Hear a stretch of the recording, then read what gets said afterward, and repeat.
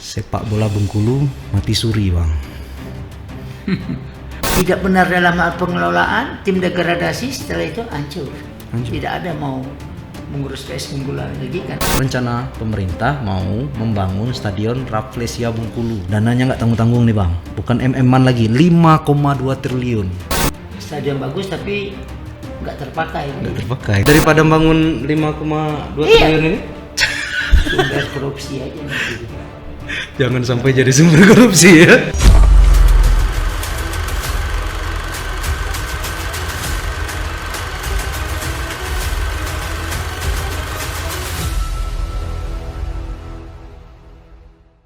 Assalamualaikum warahmatullahi wabarakatuh. Waalaikumsalam warahmatullah.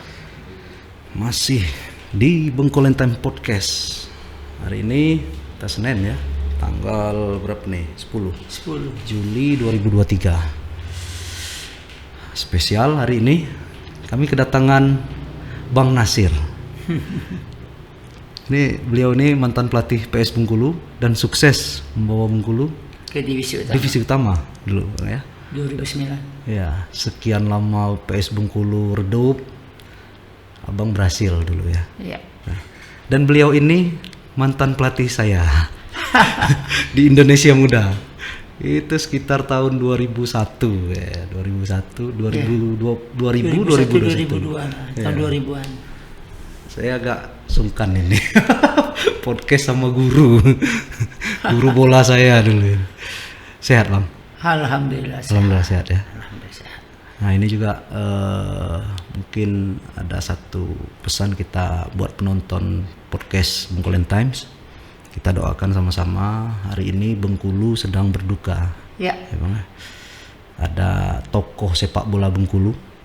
Beliau itu dulu ini ya, Sekjen Asprop PSSI, mantan pemain PS Bengkulu. mantan pemain PS Bengkulu, Ya. Bang Joni Ardi. Itu kami satu tim yang berkesan tahun 91, kami sama-sama bawa PS Bengkulu juara divisi 1 nasional Masya ke Allah. divisi utama.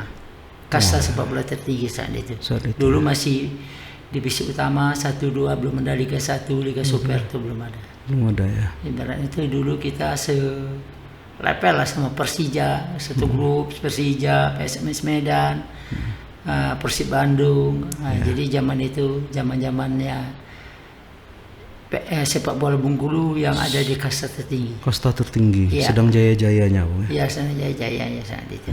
Kita doakan sama-sama semoga almarhum ditempatkan di sisi yang terbaik dan husnul khotimah. Amin.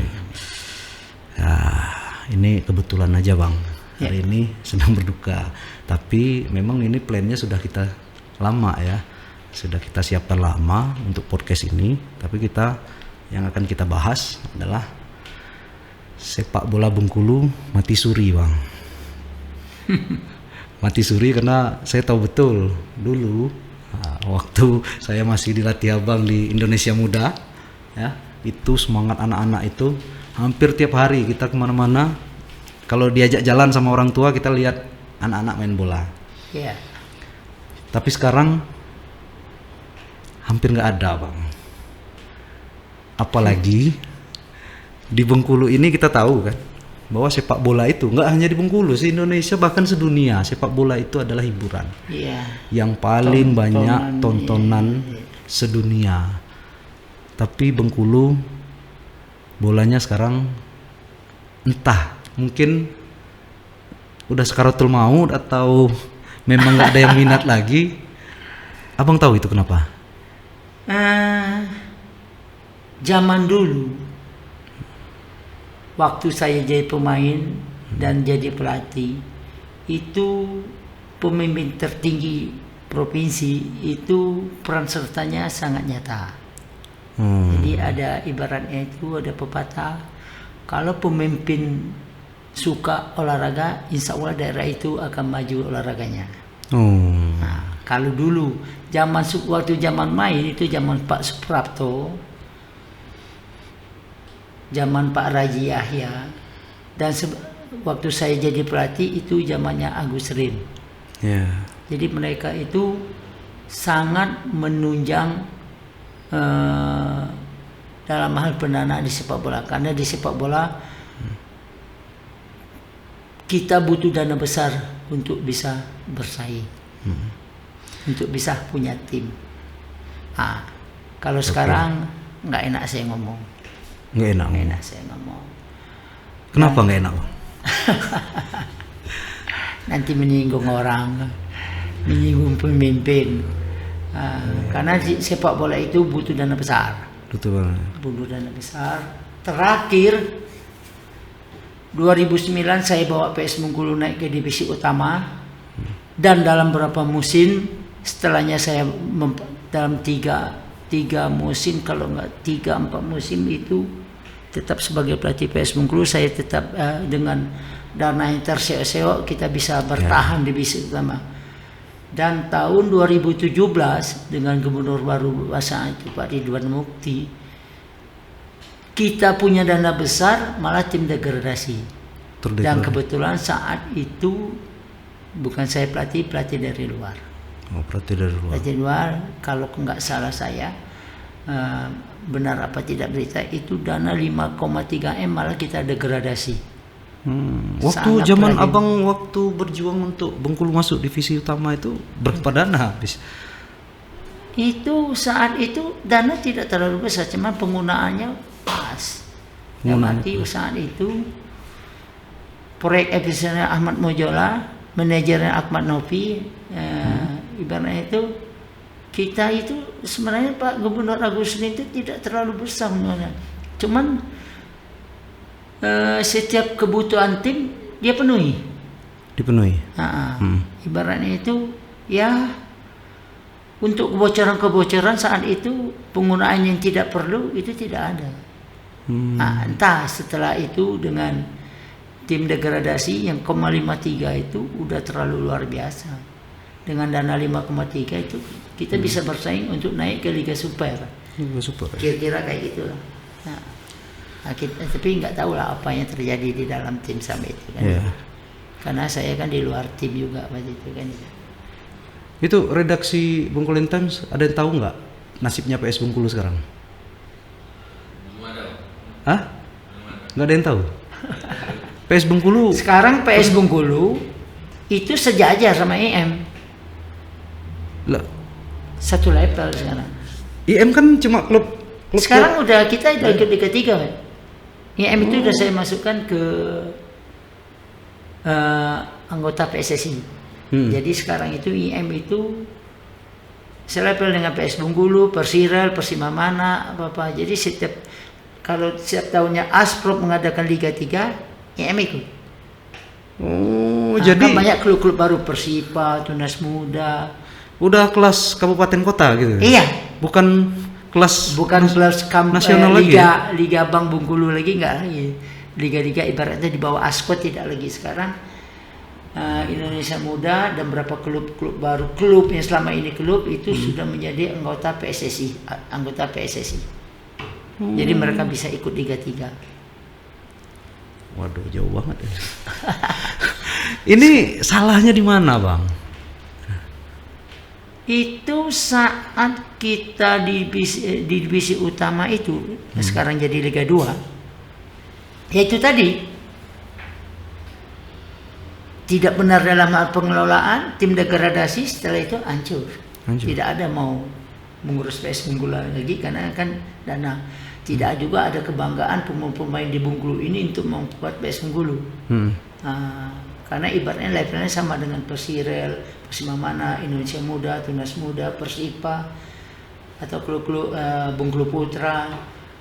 Jadi ibaratnya itu sekarang memang di tahun 2021 atau 2025 itu Bangken mengambil alih dengan menjadi ketua PS Bengkulu. Tawaran pertama itu saya lagi untuk jadi, tapi saya tidak mau karena kita punya klub Indonesia Muda. Untuk level Liga 3 Asprop aja mereka nggak lolos, nggak juara Bengkulu. Dia kalah sama Harapan Bangsa. PS Harapan Bangsa kalau nggak yang juara Bengkulu Liga 3. Sekarang itu balik ke tema di awal tadi, masih ada pembinaan untuk anak-anak kecil dari remaja. Malah lebih banyak. Sekarang lebih banyak. Kalau dulu saat zaman kalian itu tahun-tahun 90-an, termasuk tahun 2000-an lah, 2000-an, kita masih di divisi utama. Itu klub-klub punya pembinaan anak-anak. Anak-anak ini setiap ada pertandingan PS Bengkulu dengan tim-tim besar datang ke Bengkulu, walaupun levelnya divisi utama, Liga 2 sekarang, anak-anak bisa menyaksikan. Mereka ini menyaksikan pemain-pemain bagus, jadi bisa jadi contoh bagi, dan mereka bersemangat sekali untuk menjadi pemain kayak yang mereka tonton. Sekarang banyak sekolah-sekolah sepak bola, banyak berjamur di Bengkulu, tapi yang benar-benar membina itu mungkin ya 5 sampai 7 klub lah. Yang lain itu kalau pas ada turnamen baru hidup. Baru ada tuh. Banyak, tapi di satu sisi anak-anak itu paling dia tonton liga-liga Inggris, liga apalah di TV, tapi mereka melihat secara langsung ada pemain-pemain bagus dari luar provinsi, kayak mungkin dari misalnya Persib, misalnya, atau Liga 2 lah, kelas Liga 2, tidak ada. Jadi tidak ada role model bagi mereka untuk mencontoh dan menjaga. Dan juga kendala kita di Bengkulu itu pelatih-pelatih yang punya lisensi seperti AFC, BAFC, CSST itu sangat terbatas. AFC cuma saya di Bengkulu. BAFC itu ada 4. Muswar Bakdari, Ismanto Idrus, Audi Rahmat, sama Thomas. Thomas 4 ini. 4 ini banyak. C hanya bersegelintir juga, yang lain masih D. Sedangkan persyaratan untuk megang Liga 3 itu harus C AFC. Jadi di sini ya nanti kalau saya sebut sumber daya pelatih nanti salah. Memang ibaratnya itu kalau seseorang mantan pemain ataupun tidak mantan pemain ingin jadi pelatih, mereka harus punya ilmu. Punya ilmu itu dapat mereka dapatkan dari mereka mengikuti lisensi kepelatihan. Untuk mendapatkan lisensi kepelatihan ya harus banyak belajar dan membaca, itu kendala sekarang di Bengkulu. Banyak yang pelatih-pelatih itu dari mantan pemain. Yang kita prihatinkan, yang saya takutkan, pada saat mereka memberikan materi untuk anak-anak sesuai dengan kelompok umur, itu mereka memberikan materi latihan itu hanya berdasarkan pengalaman mereka dulu dikasihnya gini latihnya. Padahal ada beberapa metode latihan itu mungkin belum bisa untuk diberikan kepada anak-anak kelompok-kelompok umur di usia 8, 10, 12. Jadi hanya berdasarkan pengalaman. Jadi anak-anak itu kadang-kadang itu bagus di usia dini, tapi di usia di 18 ke atas 20 mereka udah rusak. Karena mungkin beban latihan diberikan itu tidak sesuai dengan umur. Kalau kita kata orang Bengkulu itu mereka tuh udah cido. Itu gitu. Udah cido itu apa? Ini apa? Ini udah kapok. Bukan kapok apa? Ini sampai. Ini di usia sebelum mereka ini beban berat saat itu mungkin mereka lakukan, tapi di usia ini kaki itu dulu itu udah dibebankan yang ini. Ya, apa ibaratnya itu kalau Tecido kalau kita kata Bengkulu. Berat bebanku gitu ya. Ya beban. Di usia dini mereka yang seharusnya tidak itu. Kalau saya di setiap latih di umur 15 ke bawah itu saya tidak kasih beban. Saya lebih cenderung memberi mereka itu dasar bola.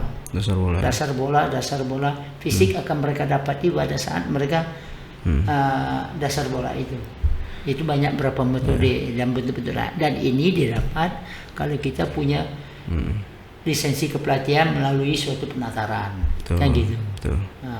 Sebenarnya teman-teman aja menyikapi kayak gitu. PSSI membuka seluas-luasnya setiap ada penataran pelatih itu seharusnya mereka pergi. Ya kita di awal itu mereka ikuti di awal itu. Ya harus korban dulu lah. Mengikuti penataran kita butuh uang, dana. Kalau D itu ya paling 3 juta. Kalau C itu 7 jutaan. Kalau B itu kemarin terakhir 12 15. Itu ngikut dana sendiri, masa nggak didukung pemerintah? Kalau saya berpikir, kalau abang itu berpikir kan untuk kita kok, apa harus nunggu bantuan dari apa? Mungkin dari kabupaten bisa, apakah disporanya, apakah bupatinya, apa kan ada ini suruh bantu dengan pendanaan. Tapi kalau saya abang berpikir untuk kita kok korban aja duit dulu kan gitu.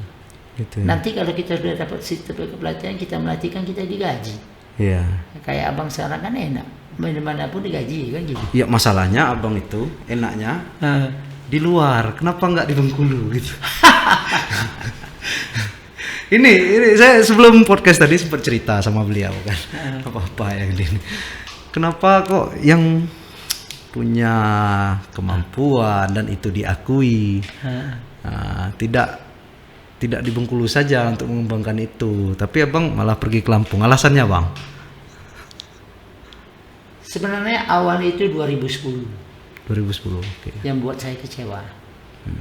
Tahun 2007 saya udah kontrak PS Bungo. Saya waktu itu kan saya di PSSI itu untuk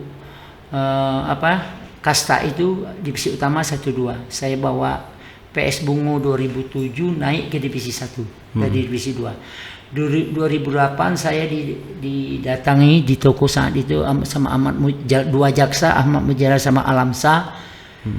Nemui saya, waktu itu saya lagi nego kontrak sama PS Bungo untuk kelanjutan di divisi 1. Mereka disuruh grup, katanya Pak Agustin suruh saya pegang tim PS Bengkulu yang saat itu divisi 2. Padahal saya baru naikkan PS Bungo Jambi dari 2 ke 1. Saya mau main di 1. Tapi karena saat itu, waktu itu 1 minggu lagi kan nggak salah kejuaraan divisi 2 mau diputar. Karena orang rumah ambil besar saat itu, ya udahlah, saya nggak pikir gaji saat itu. Kalau dipikir gaji 5 kali lebih besar gaji saya di Bungo daripada dikasih PS Bengkulu saat itu.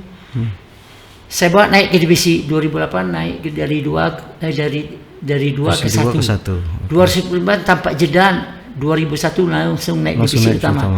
Divisi utama saya ribut sama manajer saat itu, teman sendiri Akman Nopi. Surat pemecatan keluar. Orang luar ini, tapi alhamdulillah saat itu PS Bengkulu bertahan. Dan setelah itu berapa musim saya pegang PS Bengkulu bertahan. 2017 saat itu kita punya gubernur baru Pak Ridwan Mukti. Saya pun waktu itu di masa persiapan itu selalu berhubungan dengan beliau, tapi nggak tahulah di menit-menit terakhir kompetisi mau diputar, tiba-tiba ada yang masuk, pengurus lain masuk, sayangnya tidak dipakai, datangkan pelatih dari luar dengan pendanaan yang besar, PS Bengkulu malah degradasi. Setelah degradasi, PS Bengkulu hancur sampai sekarang. Digaji kecil, disingkirkan, narik pelatih gaji besar. Malah berapa musim tapi terdegradasi. 2012, 2014, 2016 saya pengen Bengkulu, malah nggak digaji uang, malah yang uang enggak, sendiri malah dipakai ya. Sempat nggak digaji? Nggak digaji lah baru musim. Tapi datangin pelatih dari luar digaji gede. Gaji gede. Masya malah degradasi. Sebenarnya kawan pelatih yang datang ke Bengkulu itu sungkan sama saya, tapi gimana pun karena dia dikontrak, ya itu. Nah inilah repotnya ya. Kalau kayak gitu kan wajar orang jadinya. Ya. Jadi abang pilih sekarang di Lampung. Kalau Lampung itu Ben, itu abang anggap daerah kedua. Karena berapa musim abang itu 2013 abang dikontrak Lampung FC divisi utama. Abang bawa sampai ke final bertemu PSS Sleman. Dia tuan rumah, PSS Sleman di final, kami kalah 2-1 di final perpanjangan waktu. Sleman kan udah ini. Yeah. Tapi Lampung FC itu yang bunuhnya orang Lampung sendiri. Ada dualisme saat itu. 2018 saya dikontrak Lampung Sakti menggantikan Nova Arianto, asistennya Sintayong sekarang. Sintayong. Di putaran kedua Lampung Sakti hampir saya bawa naik ke ke divisi 2 lagi karena karena degradasi 2 musim dipegang oleh Nova jadi asisten saya saat itu. 2022 saya dikontrak GGF di Lampung. GGF ini pecahan daripada Badak Lampung. Itu perusahaan terbesar di dunia untuk produksi nanas, jambu jambu yang besar, yang jambu biji besar itu yang itu banyak buah-buahan lain terbesar. Kompetisi tidak jadi, dan tahun ini mereka kontrak saya dengan target dari Pak Gubernur untuk loloskan PON, target 4 besar PON. Saya terima tantangan itu. Itu gubernur langsung? Ya, saya terima. Memang ada masyarakat bertanya, saya abang sebagai Asprop Bengkulu, kenapa malah melatih di luar? Kenapa nggak di Bengkulu? Pas kebetulan mereka mau kontak saya di Asprop Bengkulu terjadi kekisruan. Sebenarnya nggak kisru, ini salah satu mundurnya ketua, ada salah satu esko yang kalau ketua mundur dia ngomong ada kepentingan suara waktu kongres kemarin. Mengatakan PSSI Asprop Bengkulu kisru, PSSI buat keputusan tunjuk PLT, otomatis semua esko tidak berfungsi. Makanya pas dikontrak saya terima. Nah itu. Nah, Bang, lebih penting mana ribut-ribut di pengurusan sama pembinaan anak muda untuk masa depan sepak bola Bengkulu? Lebih penting inilah. Kenapa ribut-ribut terus, Bang? Sebenarnya nggak ribut, itu ada kepentingan salah satu esko terganggu dan dia punya kepentingan saat kongres nanti mengorbankan Asprop dan sepak bola Bengkulu. Kepentingan apa nih? Politik? Kepentingan tanci-tanci? Pertama itu politik karena orangnya politik. Yang kedua uang karena di kongres itu ratusan juta yang beredar. Waduh, kacau ini. Tok, Anto, lagi-lagi duit, lagi-lagi politik ya. Aduh. Nah itu.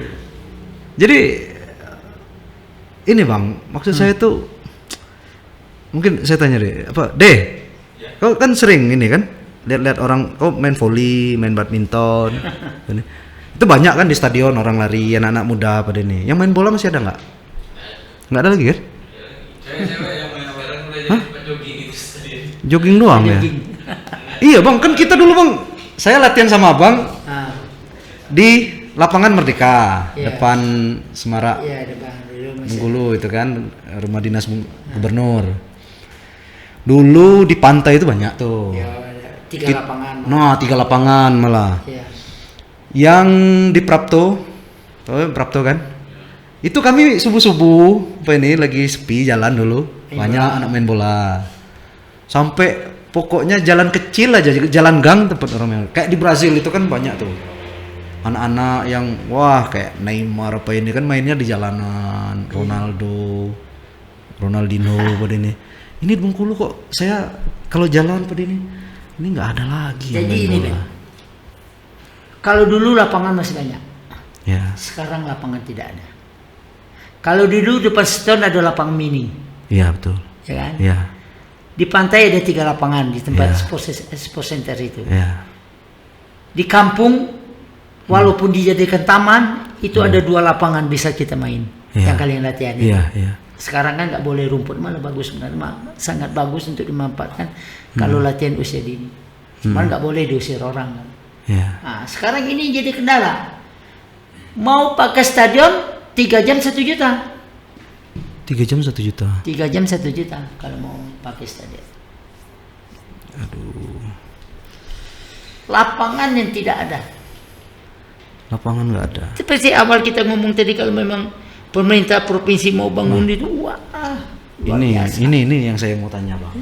Luar biasa. Sementara kondisi sepak bola kita kayak gini, anak-anak mudanya udah nggak minat lagi atau ini gitu nah. Tapi ada rencana pemerintah mau membangun stadion Rafflesia Bengkulu. Dananya nggak tanggung-tanggung nih Bang. bukan MM-an lagi, 5,2 triliun. Saya khawatirnya nanti ini stadion dibangun udah mega, udah ngabiskan anggaran sekian banyak, pemain bolanya nggak ada. Nggak ada. Jadi ini itu zaman Pak Ridwan. Pak Ridwan itu sebelum jadi itu temui saya di lapangan waktu kampanye. Pak Nasir, kalau saya jadi BD1, kita akan bangun stadion di daerah Mentering itu kayak Jakabaring. Oke. Tahun 2020 MU harus main di Bengkulu. Cacam. Saat itu Pak Ridwan ngomong. Tapi sama-sama kita tahu takdirnya berbeda. Ya. Itu. Jadi apakah sekarang ini kan masa Pilkada tahun 2024. Yang rencana itu benar apa tidak kan itu aja. Apakah mau narik suara masyarakat, terutama masyarakat bola di Provinsi Bengkulu? Seperti yang kamu ngomong tadi, kalau memang itu dijadikan benar-benar terjadi, kita sudah punya stadion mega, tapi anak Bengkulu tidak ada yang jadi pemain. Itu yang terjadi berapa musim di Palembang. Punya stadion banyak bagus, tapi anak-anak Palembang sendiri tidak ada yang Nggak ada pemain bolanya. yang muncul. Astaga. Sriwijaya itu kan klub profesional yang datang dari luar kan gitu. Dan pemainnya pun mayoritas dari luar. Dari luar banyaknya. Ya. Ya nih. Sebenarnya kan memang ini terjadi. Saya yakin untuk sekian tahun yang akan datang ini nggak mungkin pendek pembuatnya itu. Kita punya bibit-bibit, saya lihat, saya terlibat langsung di usia dini, pembinaan usia dini. Itu berapa sekolah sepak bola punya pemain bagus. Ya. Yang terdekat aja ESB Indonesia Muda. Sekarang ada 3 anak ESB Indonesia Muda yang udah main di Pro Elite Pro Academy Liga 1. 2 di PSIS, 1 di PSIS U16, 1 di U18 dan 1 di Persija 18. Anak abang yang ada kan anak abang ini Ya, tadi kan? anak kandung abang yang main di Persija. Di Persija. Ya, usia 17 main di Persija 18. 2 musim sebelumnya main di U16 PSIS. Tahun depannya main di PSIS 18 walaupun umur 16. Setelah tahun 2022 main di PSIS, dicuri sama Persija, masuk ke Persija. Jadi kan kita Bengkulu ini punya potensi, Ben. Sangat berpotensi. Nah, cuman kelanjutan ke depannya ini ya diharuskan, harus dipikirkan pemimpin Bengkulu melalui diaspora provinsi atau setiap kabupaten, dan kita harus punya pelatih-pelatih yang bisa memunculkan potensi anak. Jangan bagus di usia dini, kedepannya mentok. Ya. Tuh. Kalau zaman kita dulu, zaman kami dulu ya bang ya, waktu bang latih itu, waktu itu kan saya sempat setahun latihan sama bang, pindah ke Jogja, alhamdulillah saya terus nih dapat pantauan terus, masuk HW, sempat seleksi, sempat juara Jawa Bali kami di kampus dulu. Memang karena saya ke Jawa, tapi nggak tahu kalau di Bengkulu nih. Kalau di Bengkulu anak-anak yang potensial itu mereka lari keluar untuk hidup dan menyalurkan hobinya itu tadi. Sebenarnya apa kata kamu tadi benar. Saya itu 3 anak yang bermain sekali di Pro. Saya tawarkan pemain, kalau masih di Bengkulu mereka tidak mau. Karena apa? Kita kalah sama di Jawa itu. Di Jawa itu setiap minggu ada kompetisi. Nah itu yang mau saya tanya. Di Bengkulu ini sekarang ini 6 bulan aja bersyukur kita ada. Masih ada. Jadi anak-anak itu tertempa dengan setiap minggunya ada kompetisi di usia mereka. Sekarang aja 17 Agustus aja jarang ya. Nah, Nggak ada ya? Itu yang jadi kendala. Jadi saya sarankan sama orang tua anak, saya lihat abang lihat anaknya berbakat, kirim ke akademi di Jawa.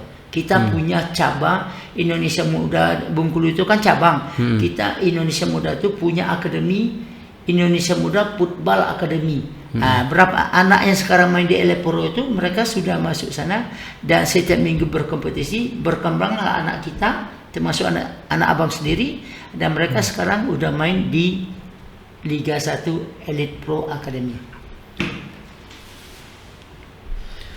Rupanya Bengkulu bisa. Bisa lah kenapa tidak. Iya. Saya mau sarankan sama ESB lain. Nanti kata mereka apa? Karena mereka akan punya ini sendiri lah. Ya nggak bisa, paling kita sarankan aja. Kalau mereka nggak mau ya udah. Karena bakat di Bengkulu itu banyak bagus-bagus. Saya takut, abang takut Ben, abang sarankan misal sama anak itu kamu merantau lah. Ini pelatihnya marah, pengurusnya marah sama abang gitu. Ya pelatihnya juga jangan ngalangin lah kalau anaknya bagus apa ini kan mungkin rezekinya dia banyak. Akademi di Jawa itu sekarang. Kalau dulu sepak bola itu Ben, pelakunya itu masyarakat ekonomi menengah ke bawah. Ya. Orang kaya nggak mau, karena mereka berpikir mau main bola apa, masa depanmu apa, nggak menjamin. Kan itu dulu sering terdengar. Sekarang sepak bola sekarang ini orang kaya itu sudah kirim anaknya ke luar negeri masuk akademi luar negeri. Karena sepak bola sekarang menjanjikan, itu kan udah industri. Iya. Kita contoh Marcelino. Ya. Ferdinandnya, itu di Persebaya 3,7 M satu musim kompetisi. Roberto Cuarte itu 1,7 M. Febriadi yang di Persib itu 2 miliar satu musim. Jadi kan sepak bola sekarang udah menjamin. Jadi orang kaya sekarang ini anak-anaknya suruh keluar negeri. Masuk akademi di Belanda, di Inggris atau apa. Tapi kita bisa sebenarnya buat gitu. Bisa, kenapa tidak? Tergantung pemimpinnya kah atau kalau saya bukan ini, kalau anak usia dini itu bukan tergantung pemimpin, tergantung orang tua. Iya, tapi gimana orang tua mau nyalurin anak-anaknya kalau misalnya SSB kita masukin SSB tapi habis dari SSB kemana lagi? Nggak ada salurannya bang. Kompetisi kalau abang nggak mau, karena kita punya ESB Indonesia Muda, carilah ESB yang bisa memunculkan potensi anak, yang bisa kedepannya mengarahkan anak itu untuk berprestasi dengan mengirimkan ke akademi yang benar-benar bagus di Jawa. Karena kalau di Bengkulu tempat mereka untuk berkompetisi itu tidak ada. Nggak, SSB ini tersentuh pemerintah nggak? Itu pribadi. Iya, dan mati. Kita buat ESB seharusnya Dispora sebagai wadah untuk bagaimana itu bisa membantu kalau tidak ada keuangan. Dispora kerja sama Astro PSS Bengkulu buat kompetisi rutin. Di usia dini. Nah itu maksud saya. Yeah. Selama ini nggak ada bang. Tidak ada. Astagfirullahaladzim. Kau harus ini. Jangan didiamkan. Apa kita nggak bangga kalau misalnya ada anak Bengkulu main di Old Trafford, main di Camp Nou? Jangan kan main di G saja atau di Senayan dia bangga. Iya bangga kita. Nonton apa? Timnas ada anak Bengkulu. Ada anak Bengkulu. Iya kan? Kemarin kan sempat yang tahun lalu yang demo di depan kantor gara-gara nggak jadi ikut pon. Oh iya. Kita lolos. Mau ikut pon aja. Sudah. Ada tiketnya tapi nggak bisa berangkat. Itu karena nggak ada kemauan dari kita orang Bengkulunya, atau memang kita sama-sama semuanya udah nggak peduli? Yang apa gagalnya berangkat ke pon? Iya.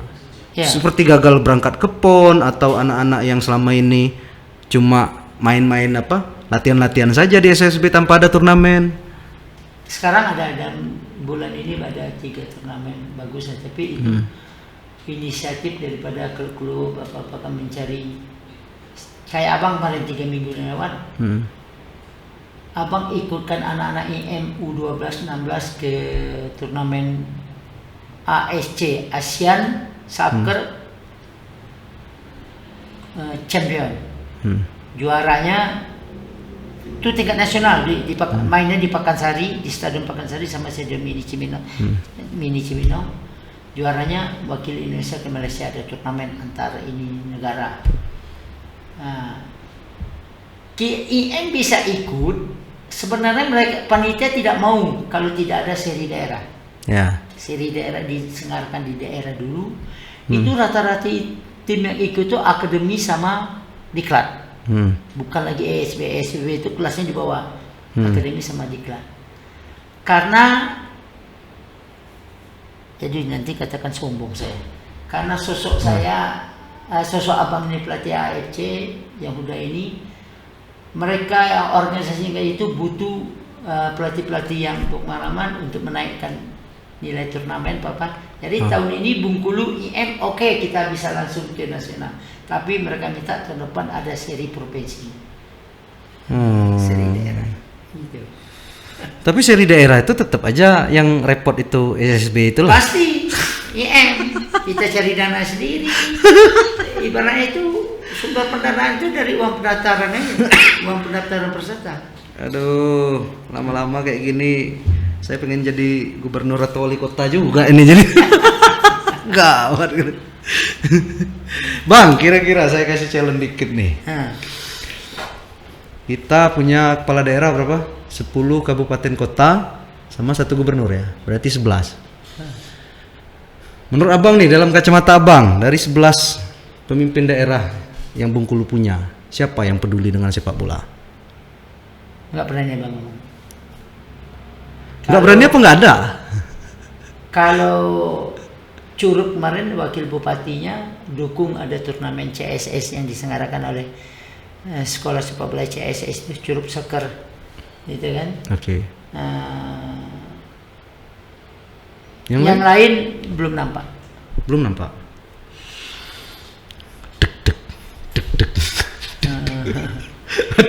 Kalau kita mau bicara mereka peduli, ya mungkin di setiap tahunnya ada turnamen bupati, turnamen gubernur. Memang ada, tapi sekali hilang. Yang kedua,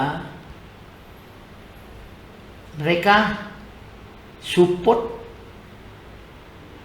kompetisi lokal ataupun support kalau ada pertandingan tingkat regional di provinsi, support tim yang berangkat mewakili daerah tersebut. Nah itu baru kita mengatakan ada kepedulian. Kepedulian. Mau berangkat sempat demo dulu gimana bang? Mau berangkat demo dulu kayak. Kok masih aja ngingetin yang pon. Aduh, saya gimana ya? Mau bilangnya, bang, kira-kira ada pesan nggak bang untuk kepala-kepala daerah kita ini gitu. Saya abang itu kan sebenarnya sangat mengharapkan apakah gubernur bupati, apakah dispora provinsi dan daerah, apakah askat, askot ataupun asprop itu buat turnamen di usia dini. Oke. Sekarang ini kan agendanya cuma ada suratin Liga Wanita sama Liga 3. Kalau seandainya setiap daerah kepedulian dari pemimpin bisanya bagaimana cara yang kata saya tadi aspo dispora apa itu, agendakan setiap tribulan atau gimana tribulan ada turnamen usia dini dari U10, 12, 14, 16, 18 berjenjang. Bulan ini Kabupaten Bengkulu Selatan. Ya. Bulan depan Kabupaten Ya. Bengkulu Utara. Bulan depan ini. Insya Allah dalam 2-3 tahun sepak bola Bengkulu akan muncul. Muncul lagi. Ya, karena klub-klub akan bersemangat Ya. melatih anak-anak atau pemain dengan agenda yang ada. Sekarang Ya. kan itu yang tidak ada. Itu yang nggak ada. Jadi mereka punya target. Nah, itu. Dan juga kedua, Asprop kerjasama dengan Dispora Provinsi atau KONI itu selalu menyelenggarakan penataran kepelatihan. Ya. Memunculkan selalu, kalau bisa lebih banyak pelatih yang bersertifikat, itu akan semakin banyak memunculkan pemain-pemain muda. Ya. Betul. Itu harapan abang sebagai senior lah di dalam sepak bola Bengkulu, pelatih senior, dan juga kemarin sempat jadi anggota Esko Asprop PSSI Bengkulu, tapi hanya sekedar nama karena tidak mau dipakai. Kayak Taufik Hidayat. Ada persaingan di dalam. Kayak Taufik Hidayat dimasukkan ke PBSI. Tapi nggak Tapi enggak. Cuma sekedar Itu. nama saja. Saya di lapak pertama aja udah protes kan. Saya orang lapangan, abang orang lapangan, abang Ya. pelatih, tapi abang diletak di bidang keamanan, di bidang media. Kenapa? Abang paketan yang kalah. Oh. Kami 3 orang dari 7 anggota Esko, 3 orang ini paketan yang kalah. Mereka berempat lah selalu yang ini. Kami ini nggak diminta pendapat, nggak ini ditinggalkan. Sebenarnya abang malu, orang pilih Askop sama Askap itu pilih abang, berharap karena abang yang orang bola, mudah-mudahan bisa berbuatlah di Askop. Tapi saat itu abang ngomong, ketua milih ini penunjukan di setiap komite ini murni ketua sendiri apa ada pengaruh luar? Dia ngomong waktu itu sendiri. Kata saya, letaklah orang sesuai dengan keahlian. Ya. Seperti abang ngomong, saya pelatih, saya ini. Tapi kok diletak di bidang keamanan? Sentimen aja kan. Dan apa yang terjadi? Aduh. Kacau kan itu. Kacau jadinya. Gitu. Panjang ya Pak Dini. Tapi terakhir deh, abang dulu waktu jadi pelatih PS Bengkulu digaji berapa abang?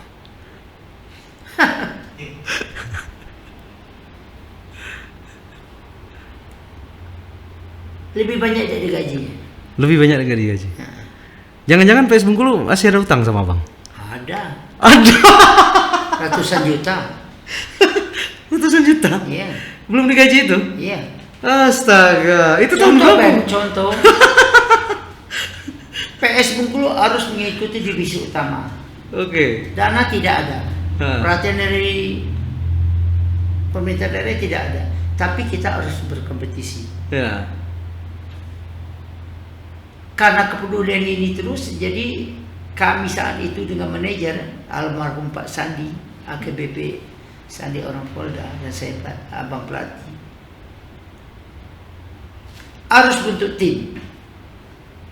Karena kurangnya pemain berkualitas Bengkulu, kita kan datangkan anak-anak dari luar dengan harga murah, pemain berkualitas dengan harga murah. Ingat betul saya itu Dengan harga harga murah. kan, gitu, artinya. Iya. Uang dari mana? Subsidi dari PSSI saat itu 400 juta bertahap turun. Sedangkan kita butuh dana untuk menyelesaikan kompetisi itu miliaran. Anggaplah 1,5 atau 2 M. Tentu manajer sama abang rokok Pribadi. mau mana mau kasih sewame, bagaimana mau ngasih pemain nakal, Iya. bagaimana mau bertanding tiket pesawat PP ini, iya Iya. rokok kantong sendiri dulu. Astaga. Sampai Pak Sandi itu jual mobil, jual rumah. Masya Allah. Jual mobil, jual rumah. Yang abang ya pakai duit toko kayak gitu. Duit toko jadi. Dan kebetulan saat itu kan kalau untuk main kemana, main ke Aceh, main ke ini, kemana itu, adik abang 2 orang itu kan terapel Sumek. Iya, iya. Utang dulu, ujung mereka sendiri nangis karena abang nggak bayar. Aduh. Nggak dibalikin, nggak dibayar Tapi utang. masih juga dipitnah sama orang, cari makan di bola. Astaga. Iya, kalau untuk makan anak-anak, orang rumah abang yang masak. Iya, iya. Jadi pas jam makan, pemain jemput, maka Tuh kan. Aduh. ratusan juta kan. Oke. Apalagi cerita gaji, mana digaji? Tekor ada. Duit sendiri mana sih? Nah, jadi Ya udah bang, kalau cek itu abang di luar Bailar daripada di sini. Ya toh? di luar kita dihargai deh. Dihargai, diperlakukan, wah luar biasa. Bukan karena itu tadi. Jadi penghargaan untuk profesi pelatih itu sekarang di Bengkulu tidak ada. Tuh kan. Abang masih optimis sepak bola Bengkulu bakal maju? Tergantung pemimpin. Abang optimis kok. Abang ngomong sama orang banyak. Kasih saya lapangan, kasih saya mes, buat akademi di Bengkulu. Saya tidak akan melatih di luar. Saya ini untuk membina anak-anak Bengkulu. Nah, tidak akan saya melatih di luar. Saya akan bina anak-anak Bengkulu untuk jadi pemain profesional. Tekad abang, tapi ya itu mimpi. Mimpi. Ya? Sebenarnya itu tidak berat kan? Ya. Ya, karena itu abang berpikir lapangan STK, ada gedung yang tidak terpakai. Iya. Buat akademi ini jadi mes. Iya ya. Iya. Iya. Lapangan Yang STK. dekat Polsek Selebar itu masih dipakai ya? Ada gedungnya jadi rumah hantunya sekarang kan? Iya. Nah, itu jadi kami Di STK. anak-anak. Betul. Saya melatih pagi sore. Daripada bangun 5,2 Iya. triliun ini, Iya. mending berdayakan itu. Sumber korupsi aja nanti. Jangan sampai jadi sumber korupsi ya. Benar kan? Nanti itu 5,2 M itu rumputnya ini enggak? Hah? Standar pipa enggak? Hah? 5,2 emang apa T bang? T. Hah? T apa? Triliun? Triliun 5,2 triliun? Benar apa tidak itu? Iya Nina. 5,2 triliun. Rencana pembangunan BISC.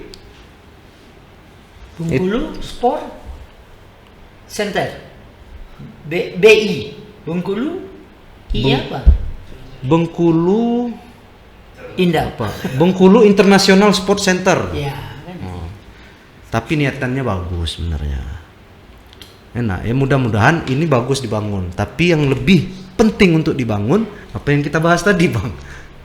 Sumber daya pelatih dulu, sumber Iya. daya manusianya. Sumber daya manusianya. Iya. Terus minat. Saya tuh dulu bangga kalau abang ini kan, Ben, kita besok tanding lawan ini. Wow, di dekat rumah itu udah pakai baju merah IM gitu kan. Wah, mana bro katanya. Wah, nak tanding kami. Ada kebanggaan. Tapi sekarang saya jarang ya. Abang Ben berapa di dalam 3 minggu ini 2 minggu lah itu ada kompetisi bisa dini di Bengkulu. Wah, anak-anak Bengkulu. Wah. Cuman sedihnya mereka kelanjutannya nanti kemana? Iya. Saya malah udah sarankan sama beberapa pelatihnya, pemiliknya, karena anaknya yang bermain, kirim keluar anak. Kalau masih di Bengkulu anak kamu tidak akan bisa berkembang. Akan bisa berkembang. Itu yang melakukan IM. Makanya anak IM itu sering di usia dini sering juara dan apa-apa. Iya. Karena di Indonesia Ben tidak ada pelatih AFC yang mau melatih. Jangankan AB pun AFC nggak mau melatih ESB karena uangnya nggak ada di sana. Iya. Abang mau melatih ESB IM itu kan abang pemilik IM ini kan? Iya. Karena abang pemilik IM. Kan? Iya. Itu pun abang pakai 4 asisten juga Ya. di lapangan. Bang Dedi siapa dulu? Bang Deddy Sopa Bang Dedi siapa? Masih. stroke. Oh, udah stroke. Kalau dia ada, waduh, Iya. dia bisa banyak melahirkan pemain-pemain muda. Ya. Itu juga. Saya sering dulu di Ya zaman ini. kan zaman kemudian kan Iya. dia yang latih. Bang Dedi. Abang sama dia. Jadi itu Bang. Iya, Bang. Sebenarnya sekali lagi Bengkulu punya potensi dan punya bakat pemain muda yang bagus yang bisa bersaing di tingkat nasional. Bisa bersaing. Nah, tapi semua itu kita butuh kompetisi yang untuk mengembangkan bakat anak itu. Iya. Nah, ini bisa terjadi, bisa anak-anak itu berkembang. Peran serta pemerintah provinsi, Dispora provinsi daerah dan Asprov melalui Askap dan Askotnya buatlah kompetisi yang berjenjang yang untuk memunculkan potensi anak itu. Dana 500 juta misalnya atau 1 miliar untuk rutin turnamen usia Cukup. anak cukup ya? Cukup. Mudah-mudahan pesan ini tersampaikan dengan Cukup. Pak Gubernur, Sebenarnya Pak Wali Kota. CSR bisa loh. CSR juga bisa kan? CSR itu banyak loh. CSR itu miliaran. Untuk menopang olahraga di Bengkulu bisa. Iya, untuk memunculkan bibit-bibit yang kayak gini nih. Tinggal komunikasi pemerintah ya. Iya. Perusahaan sebanyak apa di Bengkulu? Iya. Apa-apa. Itu kan tidak Selama salah. ini kan banyak dibebankan ke tambang apa ini gitu kan. Ya harusnya tambang juga biarlah anak-anak itu kalau misal jadi gitu kan. Di usia dini dia jadi, terus dia keluar, tapi kan masih bawa nama Bengkulu. Iya. Nah masalahnya bibit-bibit ini selama ini nggak ada toh. Mau memunculkan bibit-bibit ini nggak ada Wadah itu. wadahnya, Wadah itu. nggak ada Wadah. panggungnya. Heeh. Itu mudah-mudahan Pak Gub denger deh. Saya kalau misalnya Pak Gub bisa bangun 5,2 triliun ini bagus, tapi akan lebih bagus ketika ini dibangun juga bibit-bibit muda Bengkulu yang bisa mengharumkan nama kita ke nasional bahkan internasional. Wah, Itu pun harus diperhatikan. iya harus diperhatikan. Bukan hanya mau bangun stadion bagus. Stadion bagus tapi nggak terpakai kan? Nggak terpakai, nggak ada pemain. Yang terbengkalai aja masih banyak. Itu contoh Ben. Stadion yang dibangun stadion mini, tapi pada kenyataannya, aduh nggak bisa ngomong lah saya. Nggak bisa. Itu kan katanya ada kan di setiap ini kan membangun. Siapa kabupaten kota kan ada? Iya. Kayak di Bengkulu, Iya. Pagar Dewa, kayak di Kepayang, di Padang Lekat, Hmm. daerah lain mungkin dalam tahap mau melaksanakan atau dalam sedang pelaksanaan, kita tidak tahu. Ya. Ya mudah-mudahan lah. Kayaknya nggak cuma bola aja sih, Pak. Gak cuma bola ya. Jangan salah kalau badminton sering ada ya turnamennya. Banyak ya badminton. Ya, tapi yang ibaratnya yang keluar itu baru apa? Ya Belum kalau ada sih yang buat. enggak turnamennya turnamen bola anak kecil-kecil itu juga enggak jarang sekarang itu. Makanya nggak ada kebanggaan gitu. Itu abang kecil kan pakai baju IM tuh kan bang. Wah enak ikut turnamen hari ini pertandingan ini dulu tapi sekarang aduh. Sebenarnya udah juga Ben, abang udah baru hari ini lah posting anak-anak IM yang juara sana ini kan, baru mau posting banyak turnamen. Ada juga turnamen usia dini kan, tapi ya Turnamen sendiri kan bang. ya Pemberdayaan sendiri kan. iya. Cuman itu tadi memang semua sektor harus ada Ya. sumber dayanya. Nah, saya lihat ada juga suatu turnamen wasitnya jadi kendala. Wasit Di juga. usia dini itu ini kadang-kadang itu pakai wasit yang coba-coba. Kalau bisa wasit itu dibayar murah. Padahal di usia dini itu peran wasit untuk melindungi anak-anak itu sangat penting. Iya. Nah, kalau wasit yang SDM-nya kurang disuruh itulah ada kejadian 2-1 heading, kenapalah 2 ini jatuh, harusnya kan pelanggaran. Anak tergeletak, itu harus diberhentikan pertandingan. Karena berbahaya dengan benturan kepala itu, sesama jatuh, nggak berdiri kesakitan, wasit harus menghentikan pertandingan, cepat minta tim medis untuk masuk melihat kondisi anak. Ini disuruh terus. Itu sumber daya juga, wasit. Jadi semuanya harus benar-benar dibenahi. Pelatih gitu juga. Pelatih tidak akan emosi kalau semua yang terlibat di pertandingan itu benar menjalankan. Tuh. Iya. Itu. Memang di satu sisi panitia pun mengatakan ini yang buat bola ini pelatihnya protes ini protes itu, mana orang nggak protes. Iya. Itu yang terjadi gini. Bang, closing statement 1 menit bang. Apa harapan abang untuk sepak bola Bengkulu ke depan? Harapan abang ya, seperti yang kita bicarakan tadi, sangat berharap peran serta pemimpin yang atau stakeholder yang benar-benar untuk bagaimana sepak bola Bengkulu ini muncul lagi dengan membantu. Di Bengkulu misalkan di Asprop, ya Asprop bisa bekerjasama dengan seluruh provinsi membuat agenda di setiap bulan itu ada kompetisi usia dini. Usia dini nanti ibaratnya itu berjenjang, berjenjang karena sekarang ini menjamur. Ada turnamen tingkat nasional yang harus melalui seri provinsi. Kita ambil, kita selenggarakan. Ini kalau tidak salah di bulan Desember nanti kita Bengkulu ditunjuk menjadi tuan rumah U16 POSBI, forum organisasi sepak bola lah kan, bola, ini kan itu akan diikuti oleh seluruh provinsi di Indonesia. Itu kan bisa mendatangkan income juga nanti lagi untuk provinsi karena seluruh provinsi akan mengirim wakilnya.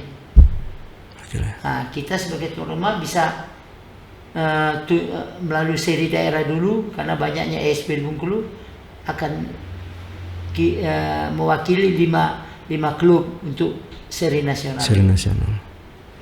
Jadi di sini peran ibaratnya itu dispora provinsi lah yang dispora provinsi ataupun dispora daerah bisa mengadakan setiap bulan atau dibuat jadwal berapa bulan ada turnamen usia dini.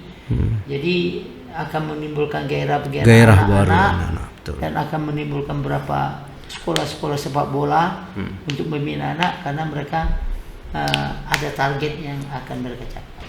Dan insya Allah dengan komposisi yang berjenjang kita Bengkulu sekian tahun yang akan datang tidak perlu lama-lama 5 tahun ke depan kita bisa kembali lagi untuk muncul ke tingkat nasional. Amin. Amin. Kata Ustaz Somad tuh harus panjang ininya.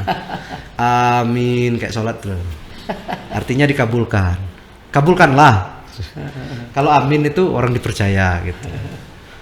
Bang, terakhir sebelum saya tutup. Messi atau Ronaldo? Ronaldo. Itu Bang, Ronaldo. Ada mendukung ya. Oke, terima kasih banyak Bang. Kabarnya mau balik lagi ya ke Lampung. Hati-hati di jalan Bang. Ya, Bang insya Allah. Karena kan abang punya 4 asisten di situ. Ya abang udah sampai minggu udah istirahat dulu. Istirahat dulu ya. Dulu besok. Istirahat dulu.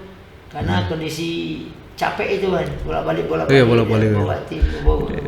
Beliau nih habis takziah tadi, kelihatan agak ini capeknya kelihatan. Iya, karena dari sore tadi kan nunggu kedatangan jenazah kan delay kan. Yang pasti 2 hari kemarin itu Sabtu Minggu itu ada turnamen usia dini di Kepayang. Jadi di sana aja ajak balik Bengkulu nginap kan Pak kan.